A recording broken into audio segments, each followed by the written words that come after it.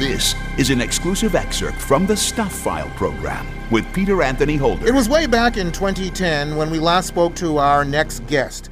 Marc Price is a film director in the UK. When we last spoke to him, he was touting his extremely low-budget British horror film, Colin, which he completed for the whopping price of $75.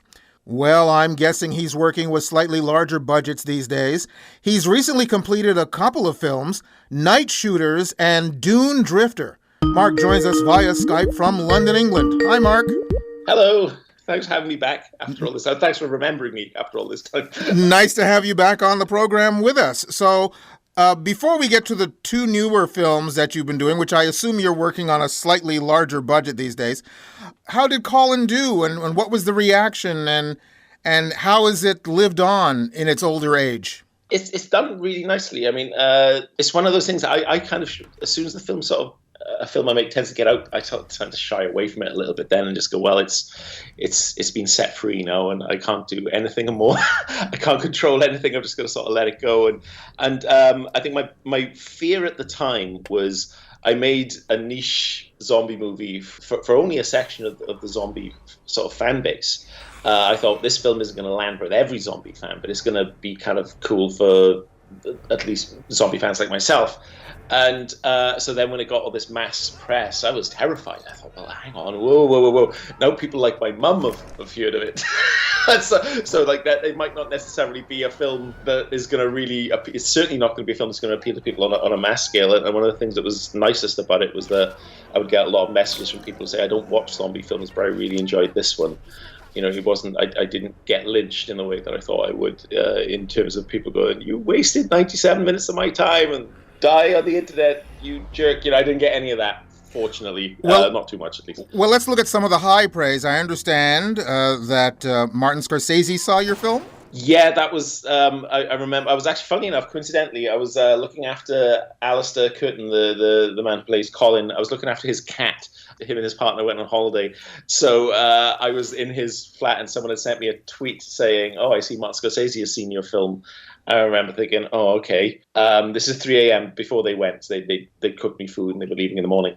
And I scrolled through the article and it's basically Martin Scorsese saying he doesn't really like zombie movies. He likes vampire movies. And I thought, oh no, Martin Scorsese is going to say zombie movies are bad, especially this one, Colin. But instead, when I got to that section of the interview, he said, there's not much going on in zombie movies. He said, but there's this one film, Colin. And I was like, what? And then he started saying all this really lovely stuff about, how energetic and aggressive the shooting style was and how it sort of drew him in. And I think he caught it on the Horror Channel whilst he was in the UK shooting Hugo. Like that's the best we've been able to figure out. But I think I was so excited I couldn't really sleep then. I was sort of like dancing around waiting for Alistair to wake up because I thought, shall I burst into his room and say, Martin Scorsese saw a movie? But that would be weird because, you know, him and his partner's asleep. And if there's one thing I've learned in life is you don't burst into people's rooms whilst they're asleep screaming excitedly about stuff that, you know, involves you. So, well, I'm assuming in the 12 years now since the film came out that it's finally in the black. I think it was. We did okay. Yeah, because it's interesting because with all these films, every first-time filmmaker, they have this sort of distribution sort of like minefield they have to navigate through, and I don't think we did too bad. I mean, we had. Like Kaleidoscope really wanted to push the film here in the UK and they handled it and they've still got it. I think they've still got it for another couple of years. But like I think it's been, you know, it was one of their like successes, which is quite nice. So yeah, it's been okay. And the weird thing is I went from that into I made another small film, this one that no one saw called Magpie, which is like a little small sort of personal drama. I think that's got US distribution actually. And then I sort of went on to do development in film for a while, development in television for a while, which meant you got paid to write stuff that no one would ever make. And I think after a few years, I started to panic and thought, wow, I haven't made anything in ages. I really need to make a film or something. And that's when Nightshooters cropped up, and we sort of did that one pretty quickly for a small budget. I saw a little bit of the behind the scenes. I believe it was for Dune Drifter, if I'm not mistaken. And I think one of the things you mentioned in that, which made my heart sing, was talking about following in the footsteps almost of Roger Corman.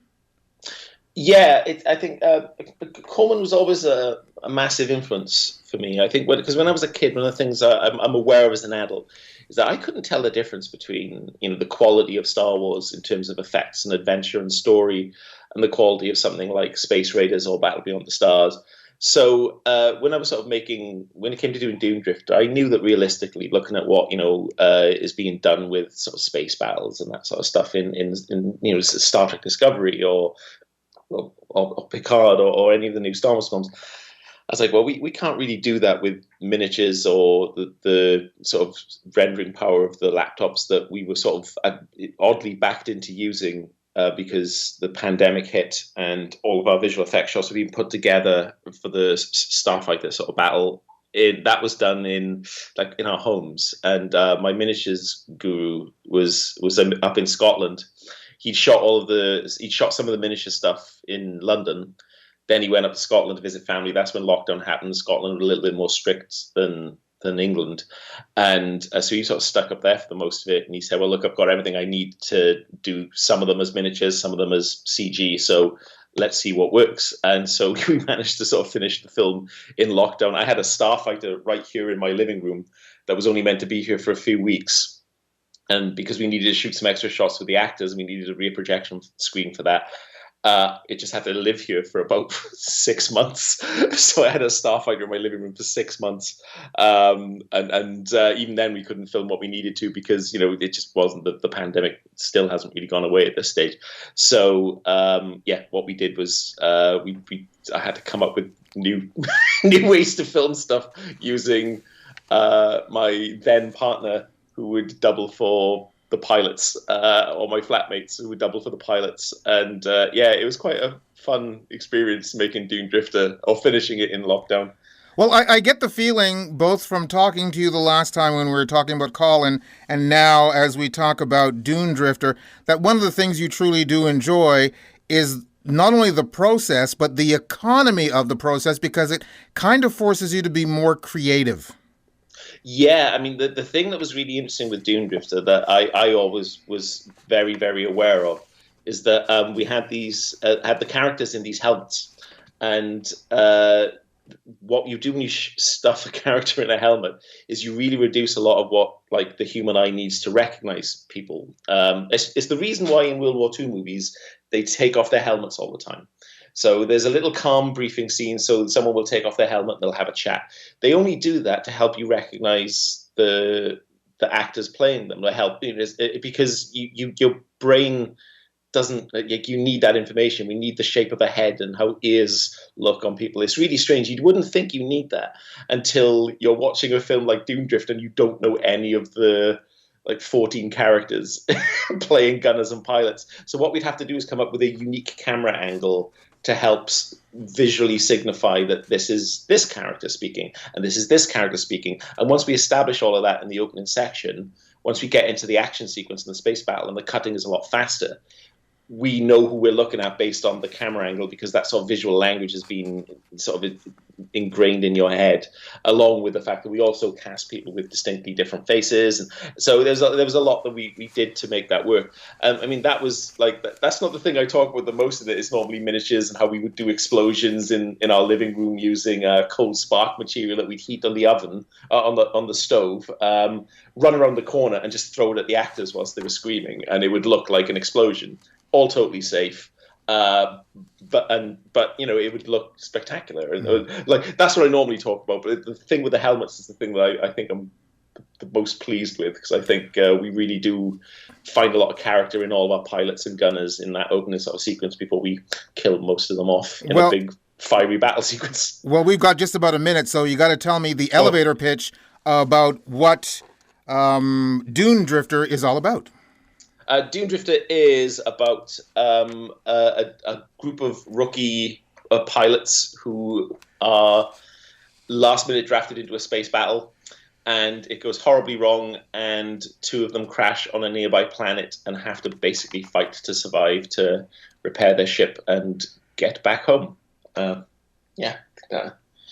wonder if they make it.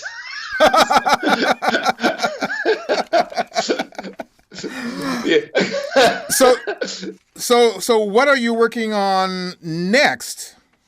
The next we got is, I think thanks to Nightshooters and our work on Dune Drifter, our financiers have sort of combined with someone else, who's another amazing sort of producer and financier, to do another sort of martial arts action movie. This is sort of it's a game really, so it's for Steam, the gaming platform. So it's almost like a choose your own adventure type story. But one of the things we realized is that we can actually make a movie out of it as well. So we're making a game where the audience gets to decide what route to take to finish the story, sort of like Bandersnatch, the Black Mirror episode. But we realize that there's enough in there for us to also make a film. So we're making both hopefully a satisfying game, but a really satisfying film. So that's our little a little one for that one, which I'm quite excited about. Well, Mark, it sounds like you're living the life and doing it on the cheap as well. So that's fantastic. It's just about covering rent and all the booze I want to buy. So yes, it's fine. Mark, how first of all, how can we get the films? How can we see the films, especially the last couple we've been talking about, Nightshooters and Dune Drifter? There's a bit of a thing with Dune Drifter. Unfortunately, it was released, like a heavily censored version of the film was put out everywhere instead of my cut of the film, which is the one that was in festivals. So I do believe that the only way to see my cut of the film is if you buy the DVD.